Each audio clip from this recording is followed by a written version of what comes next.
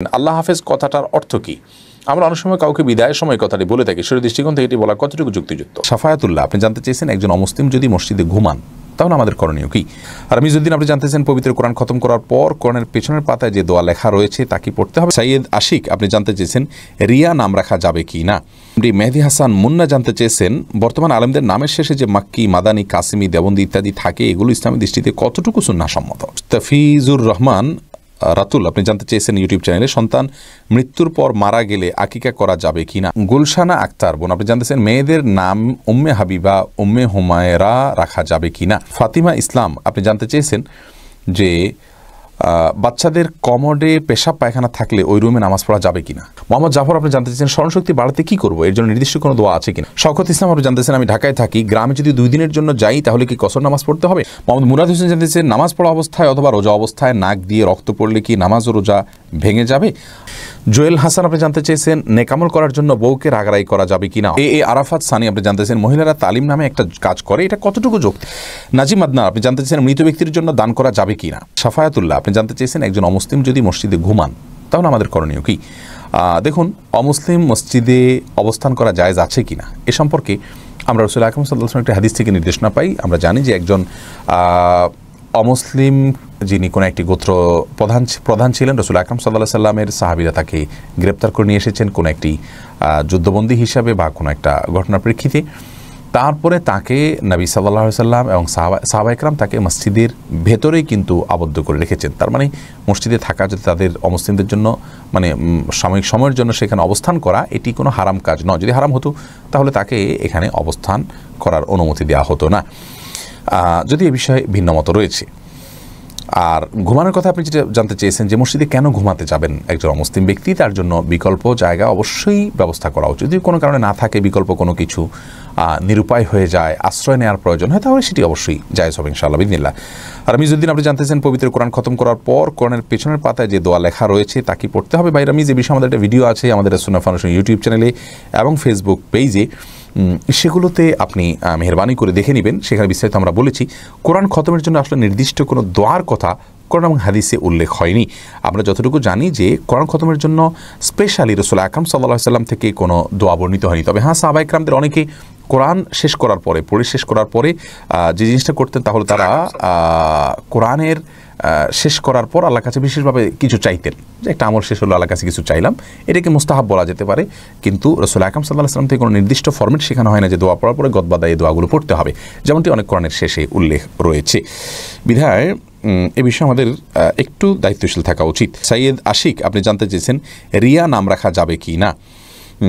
আমাদের ইউটিউব চ্যানেলে প্রশ্ন করেছেন সৈয়দ আশিক। দেখুন, রিয়া মানে হলো লৌকিকতা, মানুষ দেখানো। তো এমনিতে তো এ কাজটি ভালো কাজ, আল্লাহ মানুষকে দেখানোর উদ্দেশ্যে করাটা খারাপ কাজ, সেই অর্থে রিয়া ভালো কাজ নয়।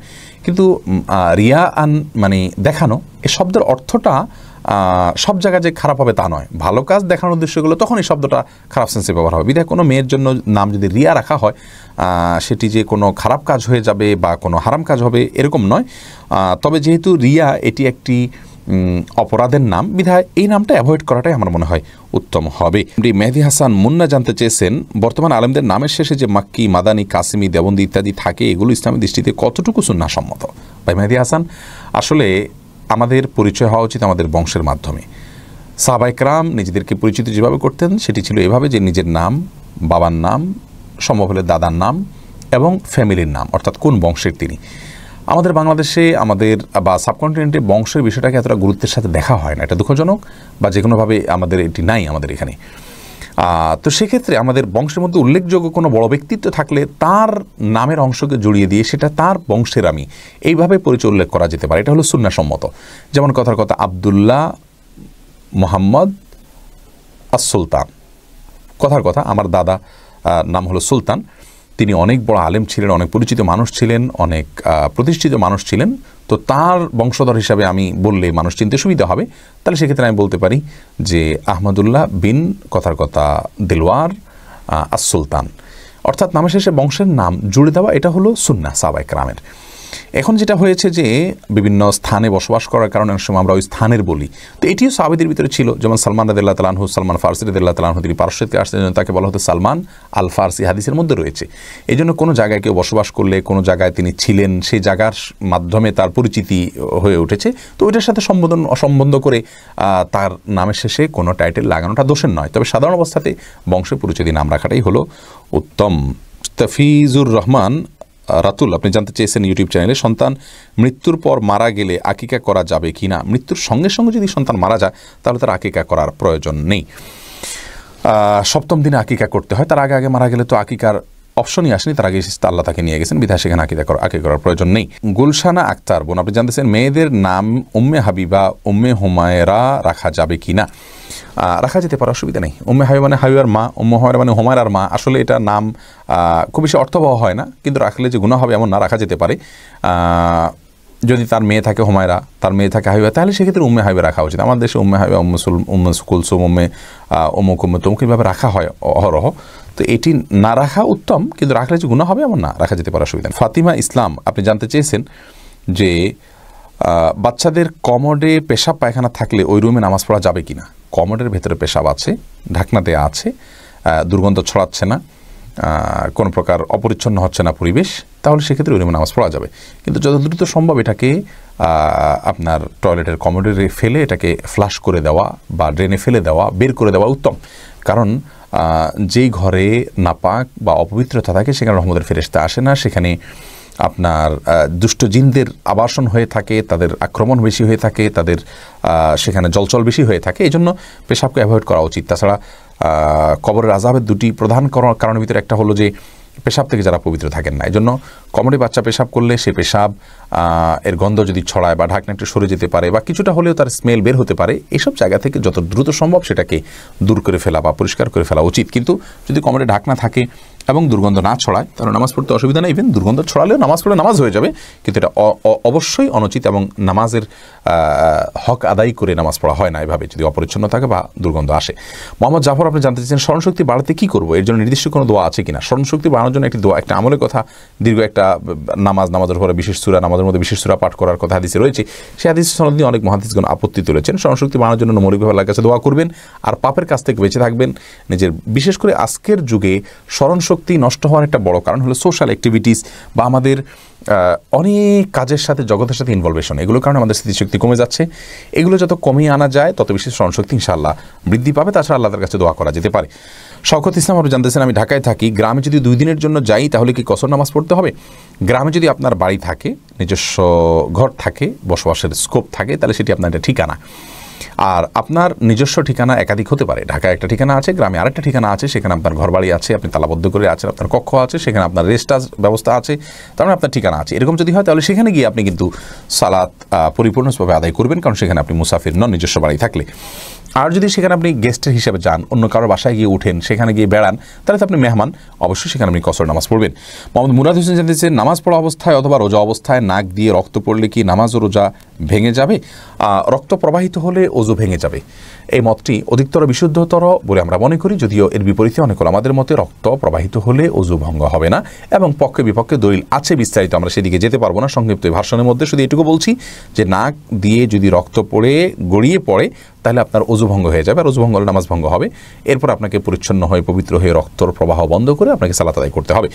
জোয়েল হাসান আপনি জানতে চেয়েছেন, নেকামল করার জন্য বউকে রাগারাই করা যাবে কিনা? অবশ্যই রাগারাই করা যাবে, ভালো কাজের জন্যই তো একে অন্যকে রাগারাই করবেন, কিন্তু সে রাগারাগিটা হবে অভিমানের রাগারাগি। সেটা নফল আমলের জন্য যদি হয়, কথার কথা নফল রোজা রাখো, নফল নামাজ পড়ো, তাহাজ্জুদ পড়ো বা এই সমস্ত কাজের জন্য কিন্তু আপনার অতিরিক্ত রাগারাগি করতে পারেন, অভিমান করতে পারেন। দাবির জায়গা থেকে কিছুটা মৃদু জোরাজুরি যেটাকে বলা যেতে পারে, আবদারের জোড়ার জায়গা থেকে সেটি আপনি করতে পারেন, কিন্তু রাগারাগি বলতে সিরিয়াস রাগারাগি হয়, তাহলে নফল আমলের জন্য এটা করার কোনো এখতিয়ার আপনার নেই। হ্যাঁ, ফরজ আমলের ক্ষেত্রে যদি ঘাটতি থাকে, নামাজ পড়ছেন না, পর্দা করছেন না, হারাম কাজ করছেন, সেখানে তো অবশ্যই আপনি রাগারাগি করবেন, কারণ আপনার অধীনস্থের পর আল্লাহ তাআলার কাছে আপনাকে জিজ্ঞাসাবাদ করা হবে।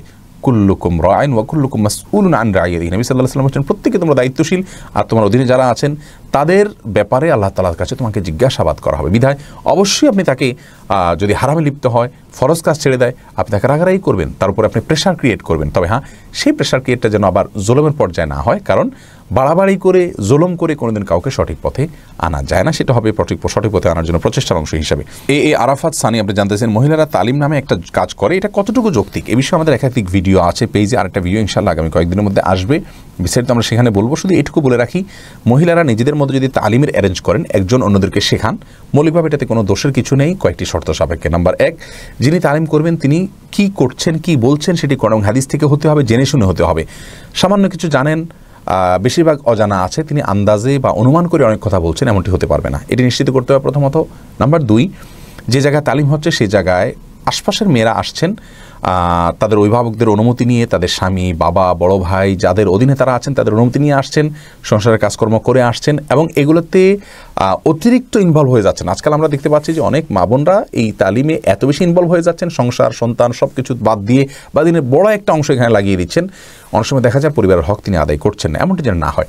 এর নির্দিষ্ট সময় হবে, পরিমিত হবে, অতিরিক্ত কোনো কিছুই ভালো নয় এবং তার সংসারের মূল কাজ ইত্যাদি শেষ করে তারপরে হবে। অভিভাবকের অনুমতি ছাড়া তিনি অন্য কোথাও গিয়ে এটি করতে পারবেন না, কারণ এটি তার জন্য ফরজ নয়। তৃতীয়ত, সফরের দূরত্ব যদি হয় তাহলে সেক্ষেত্রে তার সঙ্গে কোনো মাহরাম ছাড়া যদি তিনি একাকী যান অন্য মহিলাদের সঙ্গে, সেটিও জায়েজ হবে না। এই বিষয়গুলোকে মাথায় রেখে করলে সেটি জায়েজ হবে ইনশাআল্লাহ বিদিনিল্লাহ। নাজিম আদনান আপনি জানতে চাচ্ছেন মৃত ব্যক্তির জন্য দান করা যাবে কি না? মৃত ব্যক্তির পক্ষ থেকে দান করবেন, অসুবিধা নেই, করতে পারেন। রাসূল আকরাম সাল্লাল্লাহু আলাইহি ওয়াসাল্লামকে একজন সাহাবী বলছেন, ইয়া রাসূলুল্লাহ আমার মা মারা গেছেন, আফা আহুজ্জু আনহা, আমি তার পক্ষ থেকে ওমরা করতে পারি, হজ করতে পারি কিনা? নবী সাল্লাল্লাহু আলাইহি ওয়াসাল্লাম করতে পারো। অনেক যে বলছেন, রাসূলুল্লাহ আমার মায়ের পক্ষ থেকে আমি একটা কূপ খনন করে দিতে চাই, মানুষ পানি পান করবে, সবটা আমি আল্লাহকে বলবো, আমার মাকে দেওয়ার জন্য দেওয়া যাবে কিনা? নবী সাল্লাল্লাহু আলাইহি ওয়াসাল্লাম বলেছেন অবশ্যই দেওয়া যাবে। তাহলে বোঝা গেল মৃত ব্যক্তির তরফ থেকে দান করা যায়, যে কোনো কিছু আপনি দান করতে পারবেন। আল্লাহ হাফেজ কথাটার অর্থ কি? আমরা অনেক সময় কাউকে বিদায়ের সময় কথাটি বলে থাকি, শরীর দৃষ্টিকোণ থেকে এটি বলা কতটুকু যুক্তিযুক্ত? কাউকে বিদায়ের সময় নবী করিম সাল্লাল্লাহু আলাইহি ওয়াসাল্লামের সুন্নাহ ছিল আস্তাউদিউল্লাহ দীনাকুম ওয়া আমানাতাকুম ওয়া খাতিমা আমালিকুম, এরকম দোয়া করা, যার অর্থ হলো তোমার দিন কে আমি আল্লাহর উপরে ন্যস্ত করছি, আল্লাহর কাছে আমানত রাখছি, আল্লাহ যেন তোমার দিনকে হেফাজত করেন এবং তোমার আমানতকে হেফাজত করেন এবং তোমার শেষ পরিণতি কাজ যেন ভালো হয়, সেজন্য তোমার জন্য দোয়া করছি। অতএব সংক্ষেপে বললেও আপনি আস্তাউদিউল্লাহ, তোমাকে আমি আল্লাহর কাছে আমানত হিসাবে ন্যস্ত করছি, আল্লাহর হেফাজতে রাখছি, এরকম বলাটা হলো সুন্নাহ। এটি হলো সুন্নাহ সম্মত দোয়া, আমরা এটাই বলবো, আস্তাউদিউল্লাহ বলবো। আল্লাহ হাফেজ বলার চাইতে এটাই বলা উত্তম, কারণ এটি সুন্নাহ। আল্লাহ হাফেজ বলা সুন্নাহ নয়, কিন্তু যদি কেউ আল্লাহ হাফেজ বলেন তাতে কোনো গুনাহ হবে না। আল্লাহ হাফেজ শব্দের অর্থটা খারাপ নয়, এটার অর্থ হলো যে আল্লাহ সংরক্ষণকারী, অর্থাৎ তুমি যাচ্ছ আল্লাহর হেফাজতে, আল্লাহর সংরক্ষণকারী, উদ্দেশ্য এটাই হয়। কিন্তু সরাসরি সুন্নাহর উপর আমল করা অবশ্যই উত্তম।